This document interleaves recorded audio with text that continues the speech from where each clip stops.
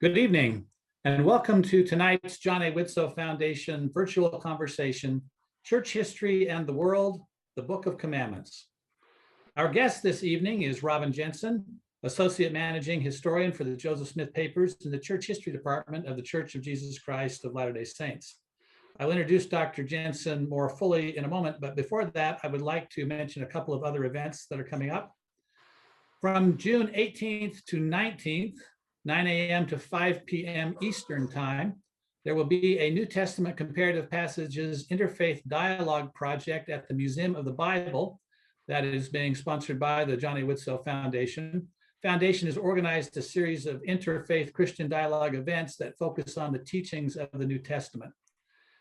In addition to that, our next event in the Church History Conversations series will be on July 11th. That event will feature Mark Staker of the Historic Sites Division of the Church of Jesus Christ of Latter-day Saints, who authored the book, Hearken, O Ye People, the Historical Setting of Joseph Smith's Ohio Revelations.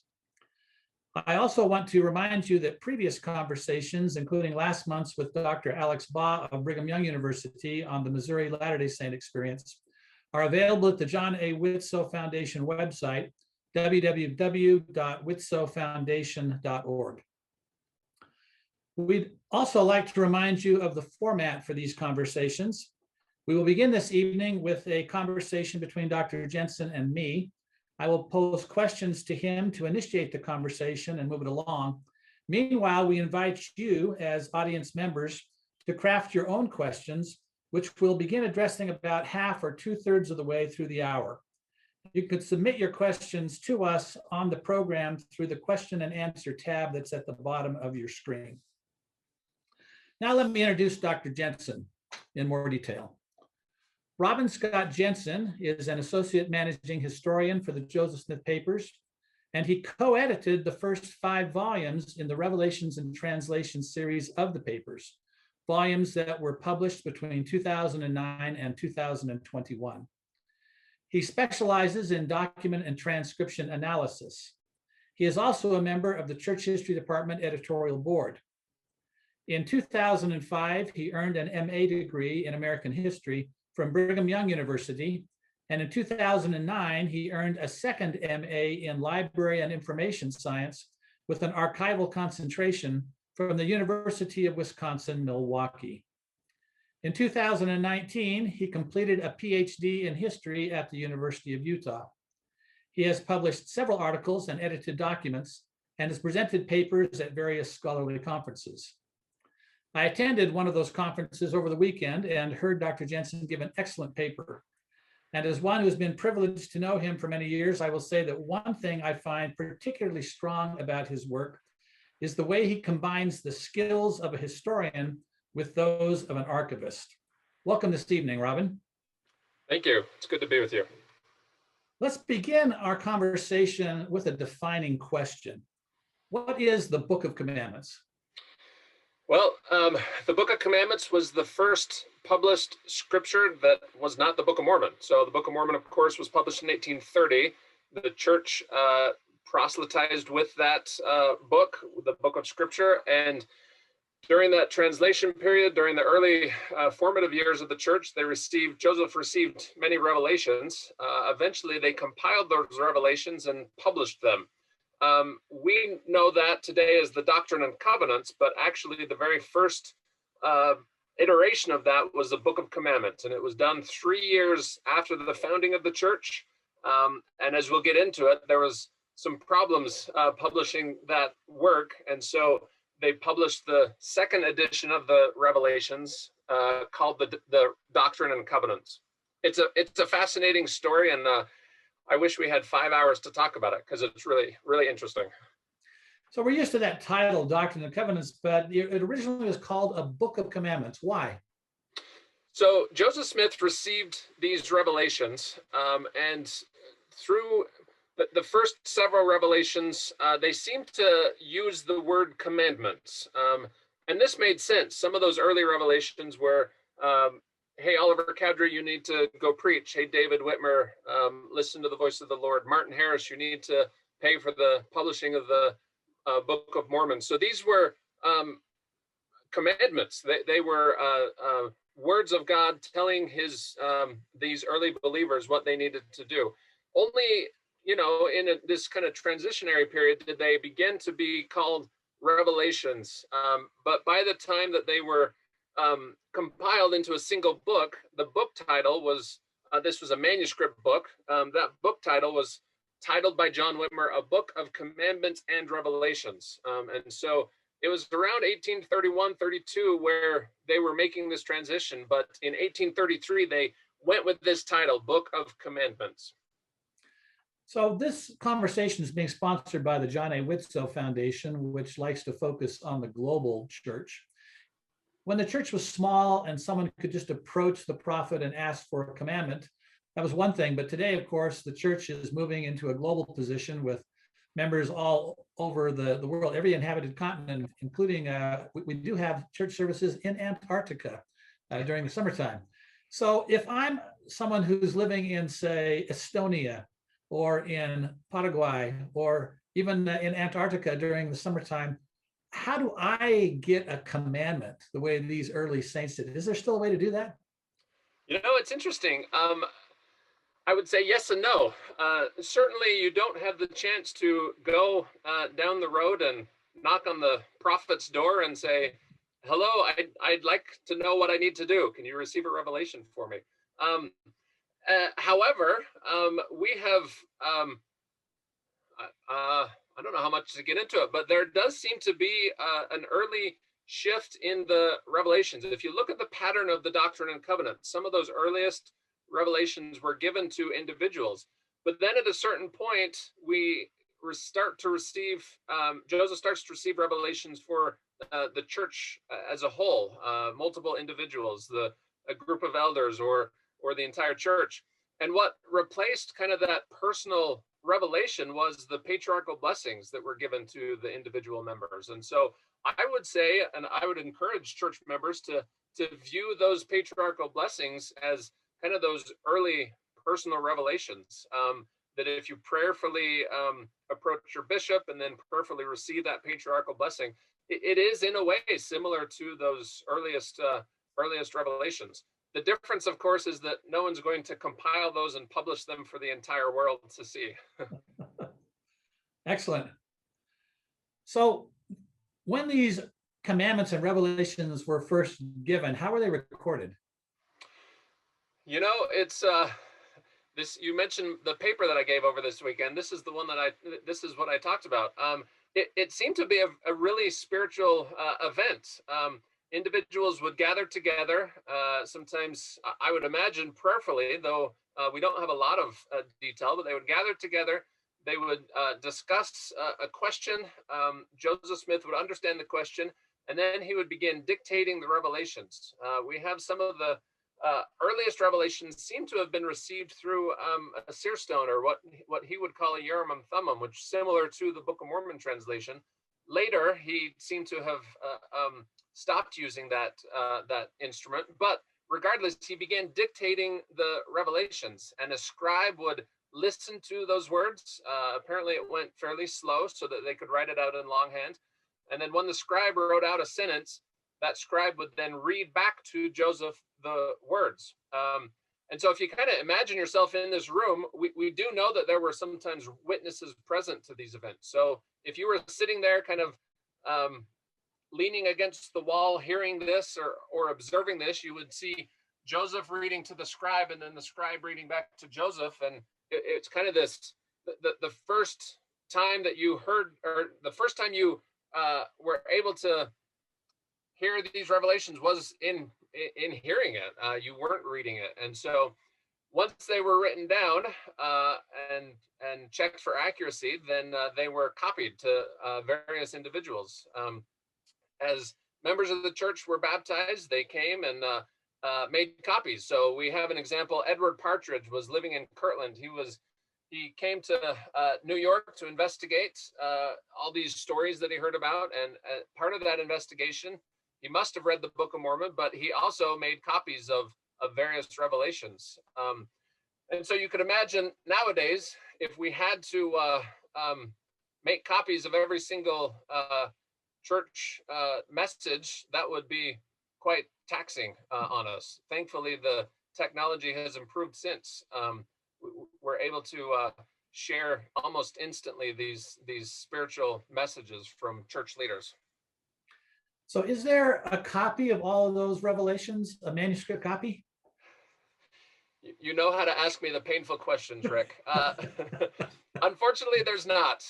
In fact, as I've looked at all of these early revelations, I think there's only maybe 2, 3, 4 revelations that I call the dictation copies, or those ones that were originally written down. Most of the early versions of the manuscripts are those that are in copies. So as you can imagine, having the very earliest copy of the Revelation would be very important for scholars, also for members of the church as kind of the sacred object. But unfortunately, we just have these early copies to help us understand how well these revelations were able to go from one version to another. As you can well imagine, the copies, if you've ever made a copy of anything, you know that you're going to make some mistakes. Sometimes you skip a word or maybe even skip a line. And we do have some revelations, section 20, section 42. Some of these were copied multiple times, and no one single version of those is the same. And so from my perspective as a historian and a scholar of text, I'm really interested in trying to understand what the best reading is. What is the reading that best represents that earliest text? Although there's a caveat there too, because we aren't always interested in the earliest text. Sometimes we're interested in the text that Joseph Smith wanted published to the world. So we have the extant portions of the Book of Mormon original dictation manuscript. We have significant portions of those in the church history department. And we also have the printer's manuscript. What do we have for a Book of Commandments and the Doctrine and Covenants that's similar to that? So we have, as I mentioned, we have some of these early copies. Some of those are made by individuals, and sometimes they're loose copies. Sometimes they're just copied right into their diaries. Sometimes we have them in letters to family members. But we do have, I mentioned earlier, we have this manuscript book called the Book of Commandments and Revelations. John Whitmer in March of 1831 was called as church historian. He was called to transcribe all things that Joseph would have received. And it's at that point that I believe he began this Book of Commandments and Revelation, a manuscript book of about 200 pages. And it was there that he, from some collection, made a copy of every single revelation, essentially in chronological order. This book was very important because they took this manuscript book all the way from Kirtland to Missouri, Independence, Missouri, where W.W. Phelps, who had been called as church printer, had established a press really on the frontier. This was, one of the earliest presses in Missouri. And it was there that they began selecting and compiling, selecting, and editing these revelations for publication. So it's this Book of Commandments and Revelations that essentially is the printer's copy of the Book of Commandments. And if you look at the manuscript today, you can go on the Joseph Smith Papers website and look at images of that, and you can see where they've added versification, where they've added punctuation, where they've made various changes. All of this in ink. I love looking at it. It's the work in progress where they're making this manuscript into the printed page. So once they got this manuscript down to Missouri, how did they begin publishing from it? Publishing was quite a bit different than how we imagine it today. You know, we're in the age of desktop publishing. You type out your whatever you want to do in a word processor. You hit Control P, and magically you have pages and pages of your material already printed. Or sometimes we don't even mess with the physical page anymore. We just hit send and send it through email or whatnot. But back then it was an arduous process. So you would have type for every single character, both letter, punctuation, and space that they would have to set. So they're hand setting this type one after another, page after page, and it takes months and months. So they started around June of 1832. They decided to print in November of 1831, and by June of 1832, that's when they're starting it, and they're not finished until about a year later, or rather, that's when they're interrupted with the printing. So very tricky, very challenging. W.W. Phelps had printing experience earlier. He had been a newspaper editor in New York before he was baptized into the church, and so it was fairly obvious that he would play a role. Oliver Cowdery assisted in the printing office with publishing the Book of Mormon, so he had some experience as well. And then John Whitmer also assisted, and I think we were able to find at least 7 people by the end of July of 1833 that we knew were in the printing office helping. This was a Herculean task. It took a lot of people to do it. Yeah. Anyway, we could talk more about that, but it was challenging. You mentioned June of 1832 as the beginning point for starting to set type for that. They had another project going on beginning in June of 1832 that was also relevant to the publication of the scriptures. Tell us about that. Yeah, so most small town cities of the day had a printing office. You would have a kind of a village newspaper. Some cities had 2 or 3, maybe more than that, but W.W. Phelps, when he brought the press to Independence, Missouri, also started a newspaper. This was called the Evening and the Morning Star. This was essentially the church news of the day, or the ensign of the day. I guess we're now the Liahona of the day, where this was a way to keep the church informed of updates, announcements, and one of the things you can imagine, as missionaries started going from New York to Kirtland out to various places, we started to baptize by the dozens and then the hundreds, and we're a growing church, and so this newspaper is starting to go out. One of the things that the newspaper contained were these revelations, and it's not a comprehensive publication of the revelation. It was selected by Phelps, Cowdery, Whitmer, and others of which one would be included. So section 20 of the Doctrine and Covenants was one of the very first revelations that they published. This, of course, is important because section 20 contains the things needed for elders to run branches, the baptismal ordinances, the ordinations, the sacrament prayers. And then there were other revelations that Phelps and others felt that were important. So you can just imagine you're baptized into this church, you subscribe to this newspaper, and then a newspaper shows up a few weeks later, and there's literally revelation from God in the newspaper. This was the first time some of these early Latter-day Saints read from these words. It must have been an amazing experience. And then it makes us remember today we can have the same experience. You know, we can open up our Liahona and read the words of the prophets, and every general conference we're hearing that from a distance, and it's different time, different media, different technology, but the sentiment is the same.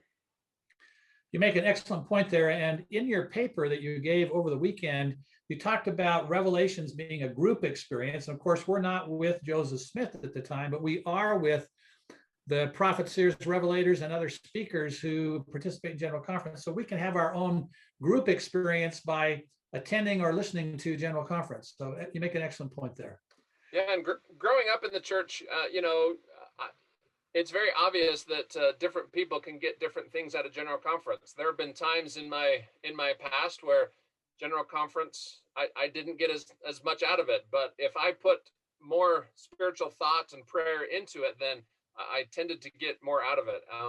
And it's similar to scripture reading and everything else. If we take it seriously, if we understand the importance of it, the not take it for granted, I think we can get in a better mindset of reading it for what it is. And so this is another way in which all of this is relevant to church members around the world. If I'm in Cancun or Melbourne or say Paris, I can have the same type of revelatory experience with prophets that these early church members did. So you mentioned these two Revelation publication projects going on at the same time, the Evening and the Morning Star and a Book of Commandments. What happened to that process to disrupt it? So the Saints came to Missouri, and they didn't get along with their neighbors. Is that an understatement? They were promised that independence was Zion, that this was the place that they would gather and build up. And I think that they may have shut out their neighbors, made them feel like they were taking over. So the neighbors came along, and those who were not members of the church that were living there in Missouri took umbrage for the Saints. And so they decided to boot all of the Mormons, as they called them, out of the county. So as part of that, and this was common of the day, if you wanted to make a statement and you were against a certain ideology or group, you often attacked the voice of that group. So that was either through the leaders or through the printed publications of that group. And in this case, they did both. They took Edward Partridge, who was bishop at the time, tarred and feathered him with a few others, and then stormed the printing office and took it to the ground. They took the printing press and threw it out of the second-story window, took the Revelation, the printed pages that had not yet been finished, and took them to the window. And then, according to one reminiscent, they essentially said, and I'm paraphrasing, "Here's what we think of your revelations," and they threw them out the window. And it was a very clear, obvious message to the members of the church that they were not welcome, that they didn't believe that these were revelations, that they treated them according to their feelings, which was to destroy them. It must have been, you think, if you were a member of the church living in independence at the time, to see your leader tarred and feathered, to see these sacred texts that you were excited to see thrown on the ground, it must have been awful. And so we have stories of several individuals, William McClellan, an early church member, John Taylor, not the later prophet, but another John Taylor. And then, of course, we had two sisters, Mary Elizabeth and,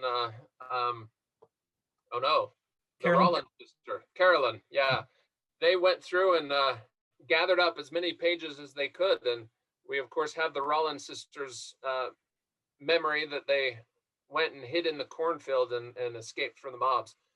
What we don't think about, or we don't understand the implications of, is those pages that were saved are the only reason that we have some of the few books of commandments that we have. So they took those pages, took them to Oliver Cowdery, and Oliver Cowdery folded, bound, and printed this book, even though it was incomplete, essentially. Now, Robin, you and I, being highly interested in this topic, know that there are 29 extant copies of a Book of Commandments. I've heard of a 30th, but I haven't seen it. Tell us what we would see if we looked at a copy of a Book of Commandments today. What would we see? Well, hopefully you would be very careful. There are very few of these. It's a much smaller book than you're imagining. I think sometimes we're imagining a book, maybe even you're imagining a paperback book, but it's even smaller than that. It really is a very small book that was meant for mobility. The church at the time, in 3 short years, it had 3 headquarters, essentially. This was a mobile church, and I think that the smallness of this volume was meant for missionaries and members who were called to action, called to go and do. And so this was meant to fit in your pocket, meant to read to others as you were going to your neighbors, meant to be, it wasn't a big giant tome that you could put on your nightstand and study from. This was meant to be read on the go as you were moving. So there's 160 pages, so fairly relatively thick. and it's not like we understand it. You know, you open up the Doctrine and Covenants today and you see very neat organization, the section numbers and headings and verses and footnotes and headers and indexes and tables of contents and all that stuff.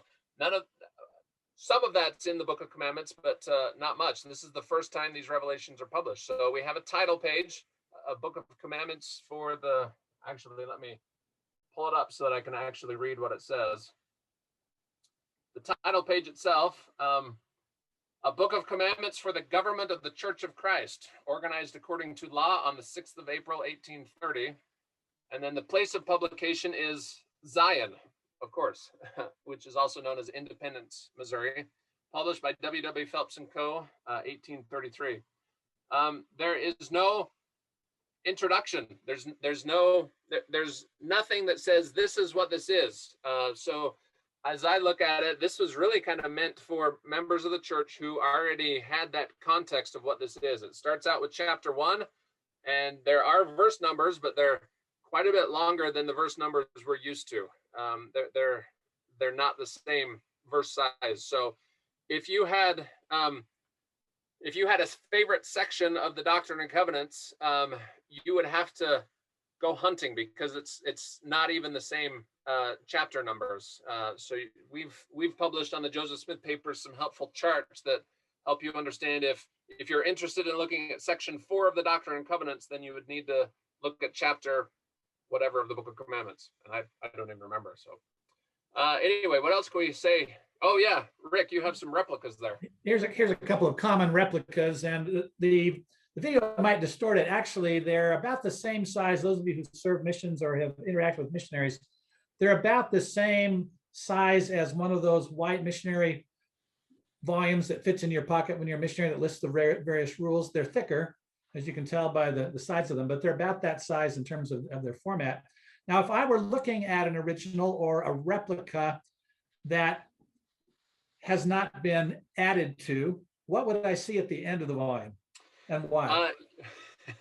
You would see a section cut off midsection. So it ends on chapter 65, which is current day section 64 of the Doctrine and Covenants. And I forget the verse, but it's not the end of that section. So when they printed back then, it took some organization, it took some understanding, but they would print giant sheets of paper and then they would fold them up a number of times so that you would have what we call a signature, or which is essentially that one folded sheet folded up. And there were 5 of those in the Book of Commandments. And that final sheet, that final signature, they had run out of space. And so there was definitely going to be a 6th signature, a 6th sheet that they were going to print. Now, we don't know, they may very well have started setting the type for that 6th signature. In fact, if I were to guess, I would have said that, yes, they were. Printing offices are always busy. There's always movement. And the fact that we had these 5 sheets that were finished meant that they had probably already moved on to the 6th signature. And we know that for a fact because in the Book of Commandments and Revelations, that manuscript book that I talked about, they had already marked up revelations that were going to be printed, but didn't end up in the Book of Commandments. So when Rick, you and I worked on a volume for the Joseph Smith papers that reproduced the Book of Commandments, when we worked on that, we thought it would be neat to try to understand what that 6th signature would look like. And so we looked at the Book of Commandments. We did careful word analysis, word counts, how many sections, how many words were in each of the 5 existing signatures. And then we tried to anticipate how many more revelations they would have done.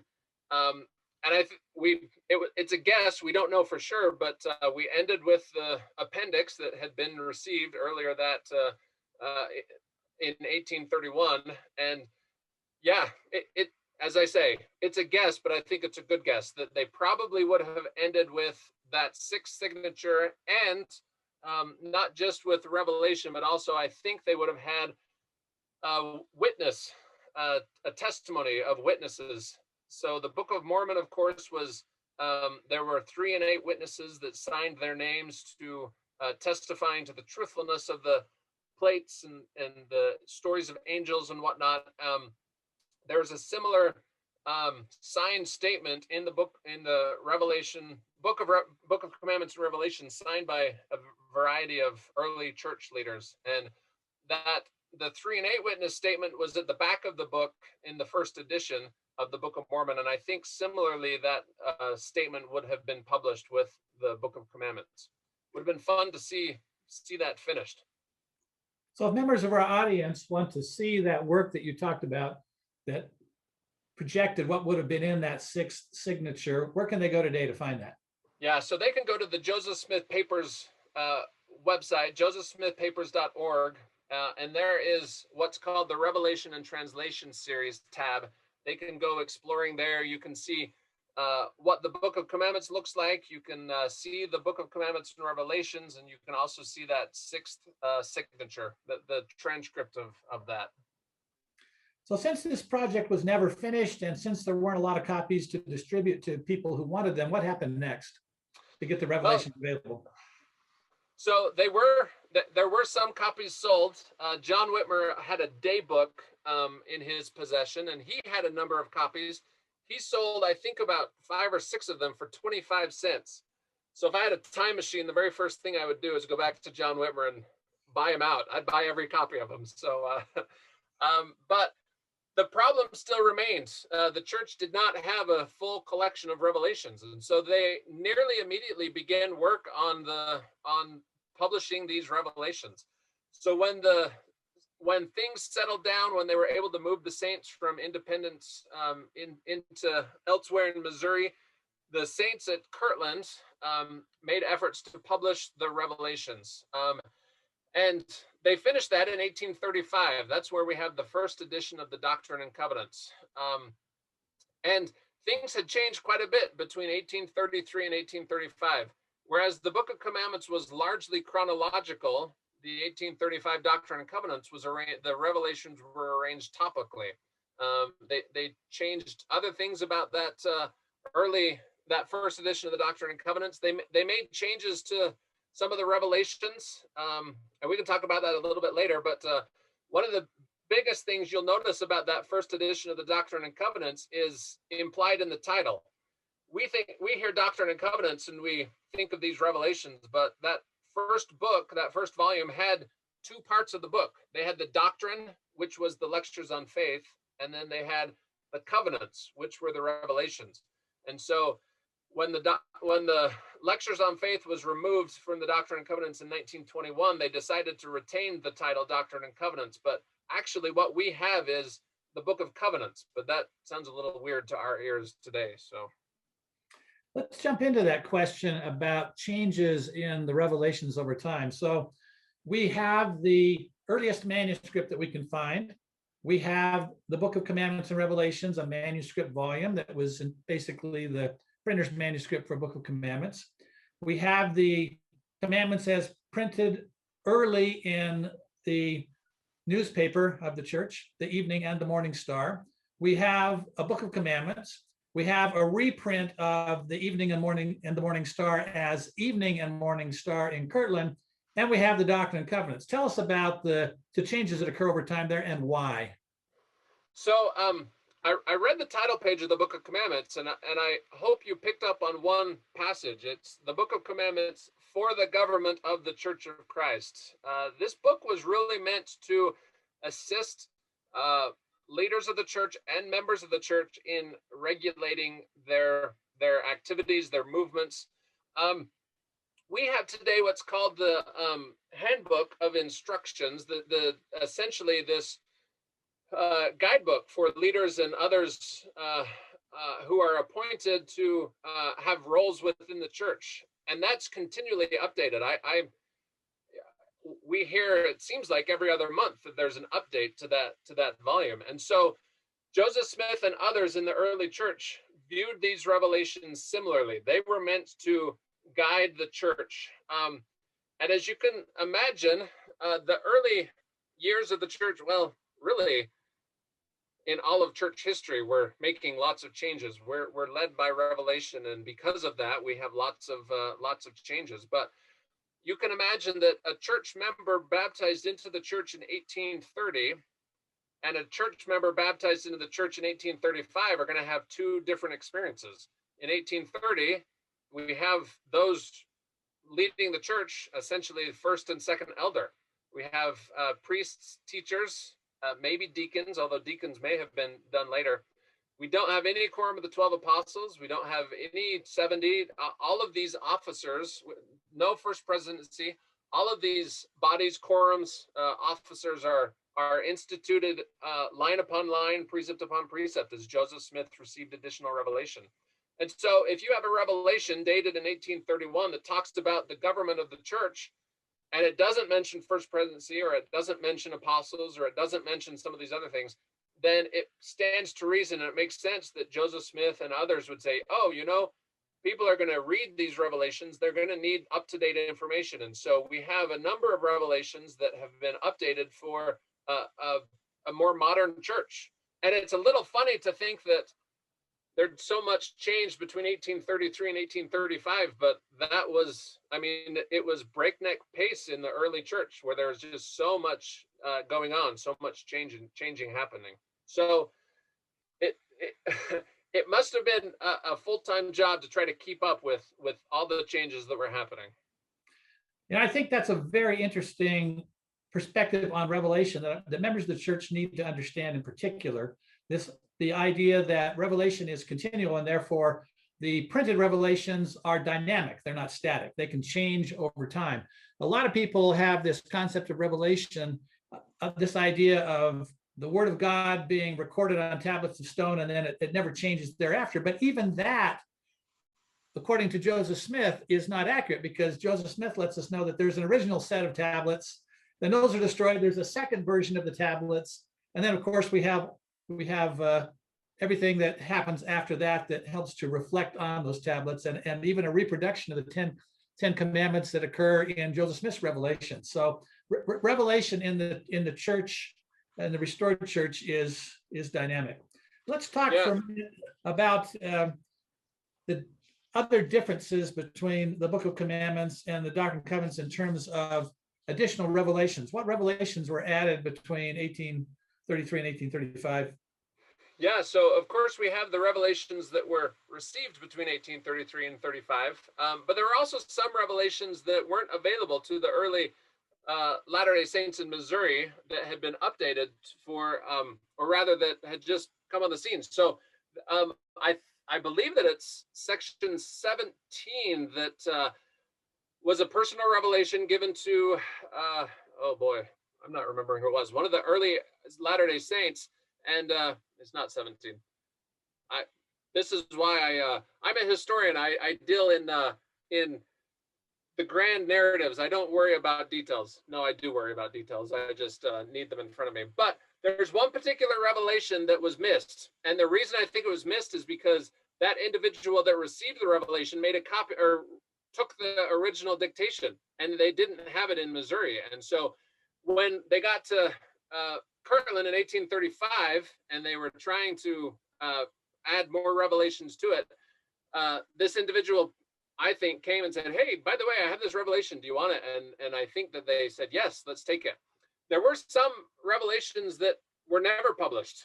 Some revelations dealt with financial matters that were either perhaps sensitive at the time or were no longer applicable, that were not published. There was a revelation that commanding them to purchase paper for the printing of the Book of Commandments.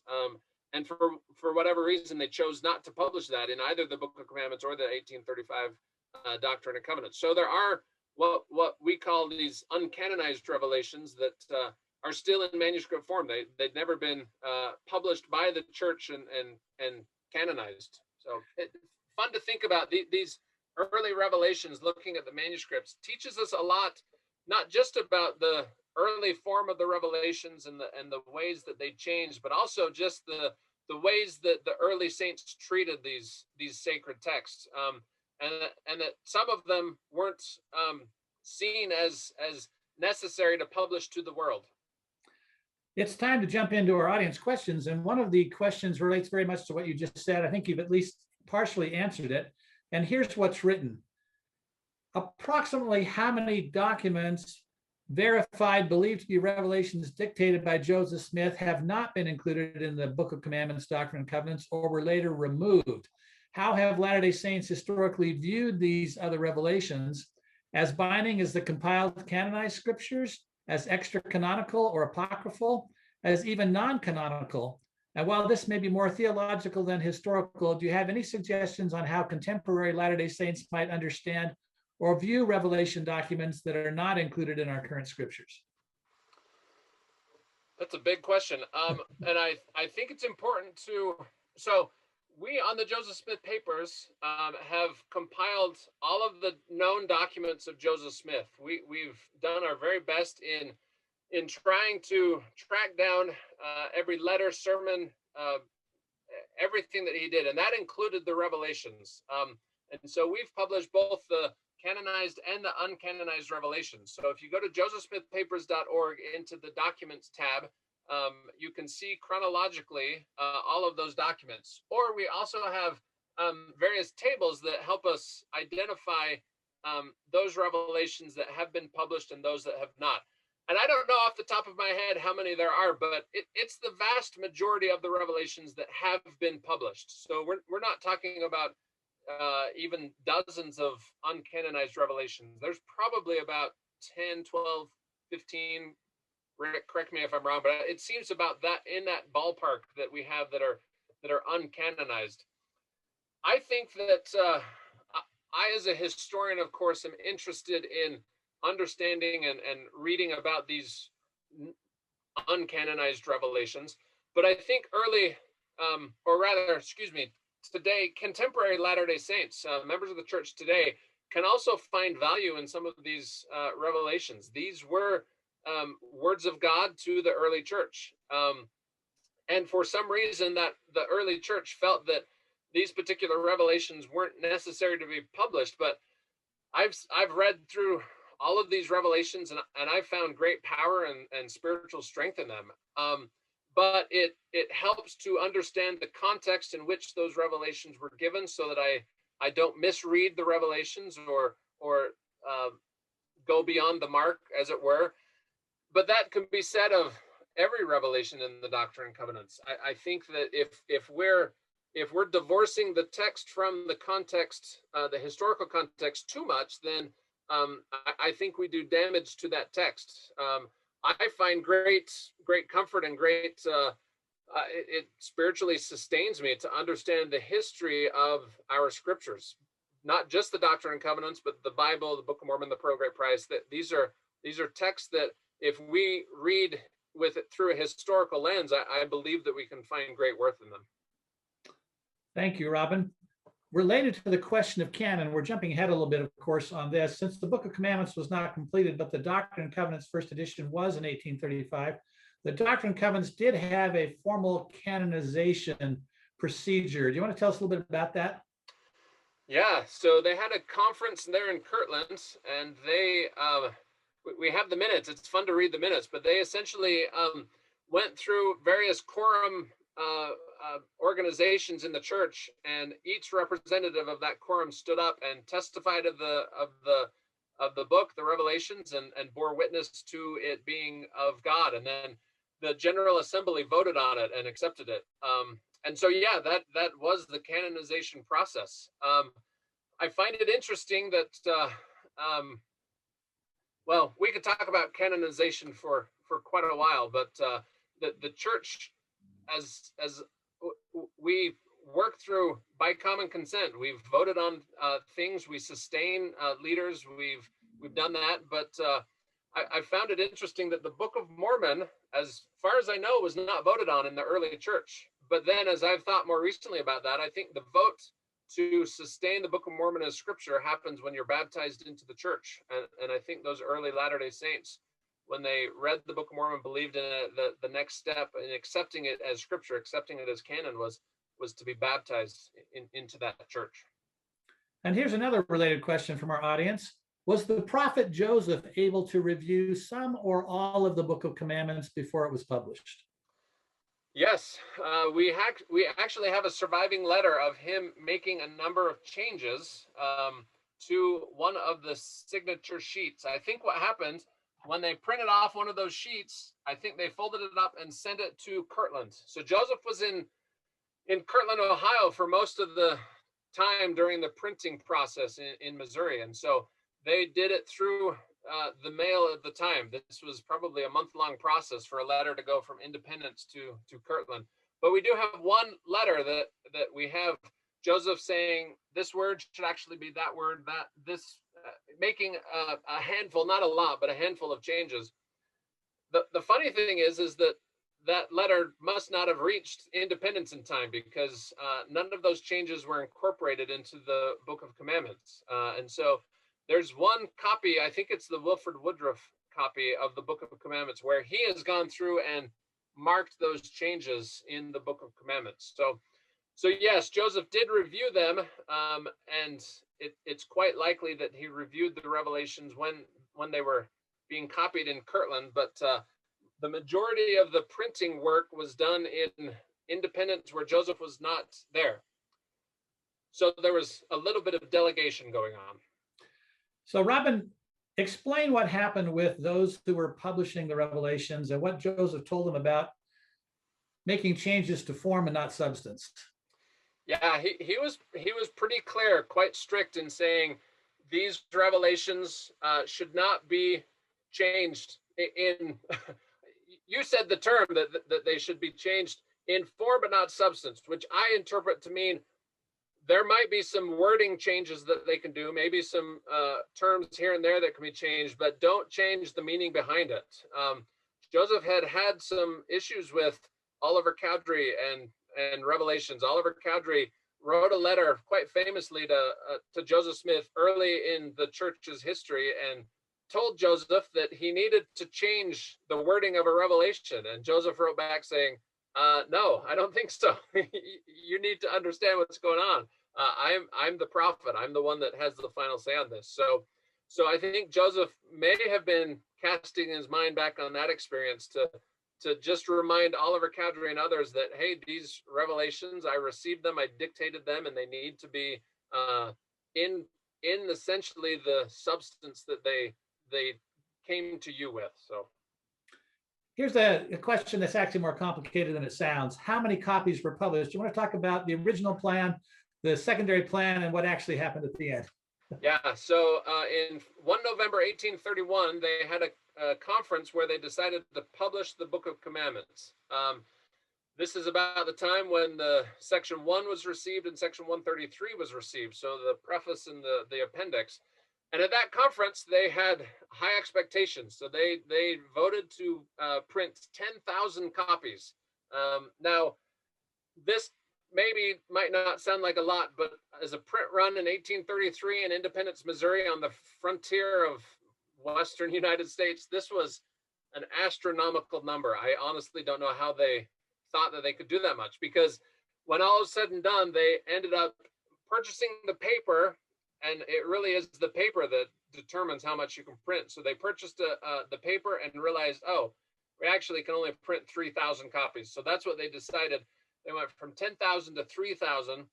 And then, of course, with the destruction of the printing office, that changed to however many they were able to gather. So we went from 10,000 to 3,000 to about 30 copies that have survived today. So another question from the audience: how many of the 29 or 30 extant copies are in the possession of the church? The church has, Rick, you better help me. It's six, right? I think there's 6 copies. So the most famous, the one that's probably been reproduced the most, is the Wilford Woodruff copy. And this is one of my favorite, because what we have, Wilford Woodruff he was part of the Zion's Camp March in 1834. He went from Kirtland to Missouri. And when they finished up in Missouri and he was heading home, he bought a copy from John Whitmer, again, for 25 cents. And then what he did, he bound that copy and he bound another book in the exact same style. And that other book was his diary. So Wilford Woodruff had a book of commandments and his diary bound in the same fashion, the same manner. And then what he also did, he bound several blank pages behind the book of commandments. So we had the 116 pages, and he added another 20 or so pages. And he added to the book of commandments the remainder of that chapter that I talked about, it section 64, 63, chapter 65, section 64. He added the rest of that, and then he added a bunch of hymns. And so we have this book of commandments that's both printed and manuscript, that was the perfect missionary tool, the scriptures and a hymn. You could sing a song to open a meeting, and then preach from one of the revelations, and then sing another hymn, all from the same book. And then you'd reach to the similarly bound book and record your thoughts or your activities of that day. I love that copy. So you mentioned section and chapter. There was a question here about why in the Book of Commandments they were called chapters, and why did we shift to sections? That's a good question, and I'm not sure. By 1835 of the Doctrine and Covenants, they're known as sections. And Rick, I don't know. Do you know the answer to that question? I do not know, but it is a shift that occurs during that time period. I think it might be because the word chapter we generally use to refer to sort of a longer narrative, or in terms of handbooks and so forth, something that deals with a lot of subjects. It really is interesting that when they make the shift from chronological to subject organization, they shift from chapter to section. You might expect, the reverse. But anyway, I do not know, and I'm not sure we've ever been able to find any information about that. And that is one of the things that we should stress, that we know a lot about the printing, but there's a lot we don't know. History is built upon the scraps of what's left, and there would have been financial records, there would have been other records that they would have created in the printing office that would have just been discarded. And so we don't know nearly as much as I would love to know about the decisions that went into this and the other types of things like that. You mentioned earlier that this was a book of commandments for the government of the Church of Christ. In many ways, the church's first handbook, particularly the Articles and Covenants, what's now section 20. One of our audience members writes the following question: the church handbook only recently became available to all members. Was the Book of Commandments designed to be available to leaders only? No, it was designed to be for anyone who could purchase it. So the Evening and the Morning Star had an advertisement shortly before July where it said that they were nearing completion, and it would be available between 25 and 50 cents per copy. And so it essentially was, if you had that 25 cents or 50 cents, you could purchase a copy. And so it was meant for the entire church. So that is a significant difference between what used to be the Handbook of Instructions and the Book of Commandments. Here's a question that relates to the process of receiving revelation that you described earlier. Were all the takers of dictation or secretaries men, or are there manuscripts recorded by any sisters in addition to Emma Hale Smith?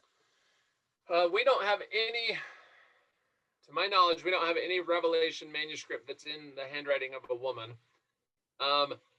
If I had to guess, I would say that the majority of the scribes who served as clerks to copy down the Revelation were men. This was at a time when clerking, if you were a clerk, you would typically be a man. I want to think that section 25 of the Doctrine and Covenants, the revelation to Emma, was given to Emma and also written down by Emma, but we don't have that earliest copy, so we don't know that for sure.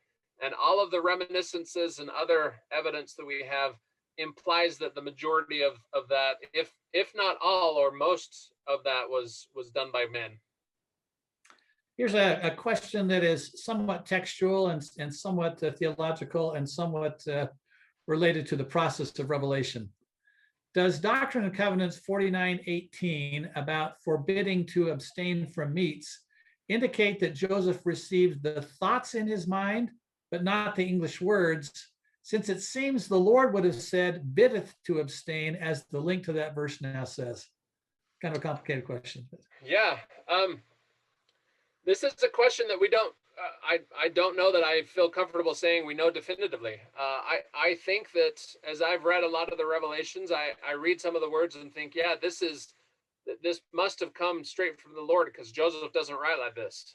And then there's other words from the Revelations where I think, this might be coming from Joseph. So I've compared it sometimes to my own personal revelation, where sometimes I receive revelation and the thoughts very clearly seem to be otherworldly, outside of my own head. And other times, sometimes the revelations are more my own thought process, and I receive confirmation of my thinking. And so, yeah, that's a little bit beyond my pay grade, but I think that we can allow for some of the revelations to be in Joseph's words, because he's getting the concepts rather than the words coming straight from God. Here's another question. I heard that Mary Elizabeth Rollins was given a copy of a Book of Commandments, and that it is at SMU in Dallas, Texas. Is that true? Yep, that's one of the copies I haven't seen yet. Next time I'm in Texas, I need to take a look at that. But yes, I think it comes from her reminiscence, where she says that she and her sister gathered all these revelations. They gave them to Oliver Cowdery. Oliver Cowdery bound them, and then as a token of appreciation, he gave one of them back to Sister Rollins. So, and here's a question that's global in nature, very interesting. Did any Book of Commandments copies go beyond the United States or even the North American continent? If not, when did Joseph Smith's non-translation revelations first go abroad? To my knowledge, the Book of Commandments did not go outside the United States. This was printed and bound before the English mission. It's possible that, there was some movement into Canada at this time, but I don't know of any Book of Commandments that made their way up there. The Doctrine and Covenants, of course, was printed in 1835. It made its way into England. And Rick, you might know the answer to this better than I'm not an expert in foreign language. When was the first foreign language Doctrine and Covenants? So I've got actually a couple of answers to this one. When Wilford Woodruff went to England with Quorum of the 12 in 1839, it would be interesting to know if he took his copy of a Book of Commandments with him, that most famous copy, because that's entirely possible that he did transport that to England and then back across the Atlantic. So that may have been the first copy to go outside of North America. And we're running out of time here. I'm going to ask you one more question, and then we'll wrap up. Robin, what is the state of your work on the Joseph Smith papers? Is it complete? We have several more volumes. I'm working on the final volume of the Revelations and Translation series, which is the original manuscript of the Book of Mormon. That will be available later this year. And then we have 3 more volumes after that. So there's 4 volumes left to be printed, and that will be Documents Volume 13, 14, and 15. The final volume of the Doc series will end on June 27, 1844, the day of Joseph's death. So it's about time to wrap up here. I just want to say a couple of things as we conclude. One is that many people may not know this, but the copies of a Book of Commandments are among the very few books in American history and in the history of the world that have sold for over $1 million. When Robin said if he could transport himself back and buy a copy for 25 cents, he'd buy all that he could. That's because those books are today valued at over $1 million. And of purely course, academic. It was only academic that I did that, that I would do that. And so it lets you know how much book dealers and collectors value these. But to us as Latter-day Saints, the most important value, of course, is in the content. And that content is readily available to all of us online at the church's website and at the Joseph Smith papers. We wanted to thank Dr. Jensen again, and thanks to all of you for tuning into tonight's conversation. We remind you again of next month's conversation, Church History and the World, Joseph Smith's Kirtland Revelations, featuring Dr. Mark Staker. We also want to remind you of the event that we mentioned at the early part of the broadcast, on the New Testament that you can find out more about by going to the John A. Widtsoe Foundation website, www.widtsoefoundation.org. Again, we want to thank Dr. Jensen for joining us this evening, and thanks to you all for listening, and have a good night.